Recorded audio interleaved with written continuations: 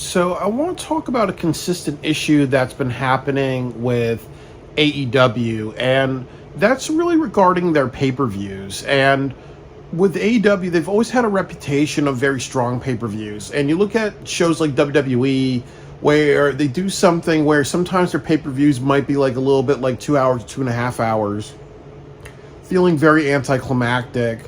Or one time I went to an NXT show and it was like a women's steel cage match, and they really didn't use the steel cage that much. So with AEW, that one way they draw a lot of money, where they draw a lot of attention, is really just how they do their pay-per-views. Like, that's really just how they make their bread and butter, and that's really how they draw, like, thousands upon thousands of people. But with that said, they've really dipped in their pay-per-view qualities, and there's been a consistent pattern with AEW when it comes to their pay-per-views, which is ultimately announcing a lot of matches at the very last minute. Like, we're 2 weeks away from Double or Nothing, and mind you that Double or Nothing is their anniversary show.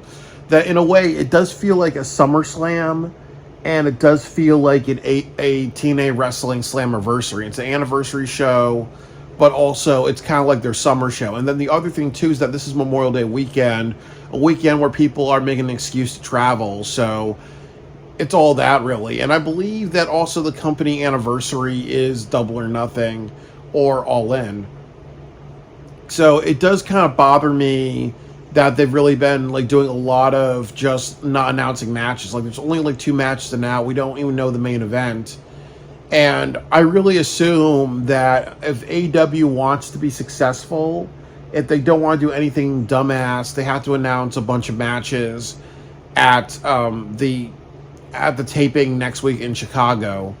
And I really want to say that there's a couple of reasons why they're not announcing a lot of matches towards their show until the last minute. That the first reason is that they care more about wrestling than story. So sometimes you don't see a lot of things brewing until the last minute. And when you look at AEW Dynasty, a lot of the matches were Owen Hart Cup matches, just trying to speed that along, really. Or you look at World's End, where a lot of the matches on the card, you had I think 2 or 3 matches, if I'm correct, that were the Continental Classic tournaments. So part of that is not emphasizing story.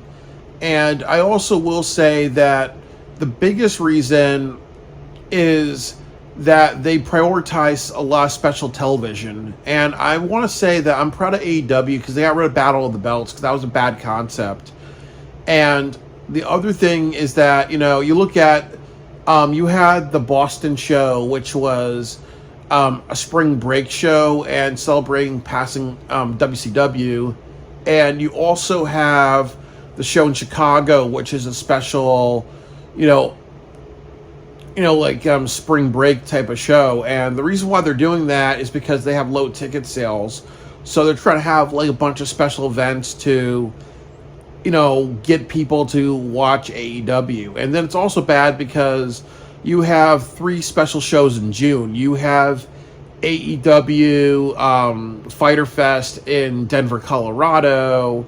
You have another Fighter Fest, I believe, in Portland, Oregon. Then you have AEW Grand Slam in Mexico. And like I've said, you also have 2 pay-per-views in July coming up. You have AEW Supercard of Honor, Ring of Honor, and then you also have the night after that, you have the All In show. And then also there's a lot of people talking about Double or Nothing, where is that going to be Blood and Guts? Are you going to put Blood and Guts on that show? Or are they going to do something like make that a special episode?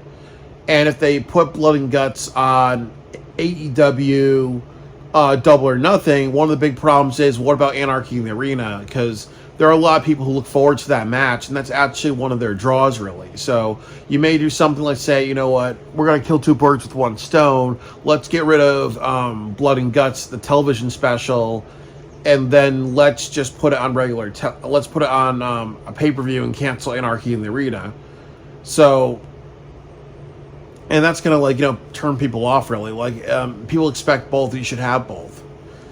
But But yeah, but when you have way too many special shows, there's a diminishing return, because then people are gonna be like, "Why should I watch this episode of AEW when they always do like special shows? You know, like probably every other month, or sometimes multiple times in 1 month." And I also will say that the other part of it is that it deteriorates your pay-per-views, because sometimes if you're focused on pay-per-view level shows, what's going to happen eventually is people are going to be like, "Hey, you know what? Why should I watch the pay-per-views if I'm going to see like pay-per-view quality matches for free?" Or they're so focused on these dream matches on like AEW and AEW television that you're not saving it for pay-per-views. Like when they had Will Ospreay versus MJF, you know, in Little Rock, Arkansas, that was a very, very poor move, because that should have been first time at Wembley Stadium. So that's also been hurting them, is that they care a lot about like a lot of special events, and they have to really understand they just have to really improve the show instead of just putting everything, all the cards on special events. And I also feel the next thing is that they just don't know how to make pay-per-view matches, or they don't know how to watch their shows and say, "Hey, we can develop pay-per-view matches." So, like I was watching Dynamite this week, that you had open challenge with Rhino and Nick Wayne. So now they're going to have it in Arizona. So could they do, you know, Rob Van Dam? Could they do another ECW legend that people want to see? Could they do Sabu? Could they do, you know, Jeff Jarrett or somebody else, really, you know? And could they do something like say, "Hey, it's not going to be a surprise. You're actually going to tell you who it is." So that way, you know, if it's RVD, you advertise his appearance because people want to see him. Or if you're going to do CMLL, why not have Atlantis Jr. or another, like, you know, or Commander or another wrestler wrestle Nick Wayne and set up AEW Grand Slam? The next thing that I would say is that you look at Harley Cameron. She hit Megan Bayne with a lead pipe. Could they do a street fight at AEW Double or Nothing? Or you look at Kevin Knight versus Rouge. So could you do LFI versus Kevin Knight and Speedball Mike Bailey? I've said things about Bobby Lashley and MJF. Are they going to have a match between them at AEW Grand Slam? No, at AEW Double or Nothing. Marina Shafir and Will Nightingale, they should have had like a series of matches already. Don Callis family. You have Kyle Fletcher. I've said that, you know, he should be fighting either like Adam Cole to go after that title to get away from Will Ospreay. The next match that they should be having is like Anthony Bones versus Okada. You're gonna have Max Caster interfere, and then you set up like a street fight match between them at AEW All In. You have Billy Starks, who disappeared for a while. She could be like that. She try to prove herself and be like, "Okay, I want one more match with Mercedes Moné." Or you have Athena saying something like, "Since Tony Storm's doing open challenges, why don't we do Athena versus Tony Storm at Double or Nothing?" And if Athena wins, she's going to, it's going to be, you know, winner takes all between Tony, Mercedes, and Athena. So part of their issue is they don't know how to take some stuff that's on their roster right now and set up matches for Double or Nothing, and it doesn't take that much of a dialogue, really. And I also think that another thing they can do is that, and they failed with this with Dynamite, is that they should have 3-hour shows. And 3-hour shows will allow them to have that extra time to have people talk with each other and be like, "Hey, you know what, we should be talking a little bit more and setting up matches." And then the other thing too is another match is you have FTR. You can do Nigel McGuinness and Danny Garcia versus FTR, and, you know, that'd be that, really. Or you can do the Young Bucks versus Kevin Knight and Speedball Mike Bailey, or another variation of that. But there is a consistent thing with AEW where there are a lot of matchups that they can do for pay-per-views. There's a lot of stories that they can tell. There's a lot of things that they can have that sets up pay-per-views, but they're not really doing that. And I also understand that, you know, it's also because they have television. So sometimes you have to think about television matches as well, really.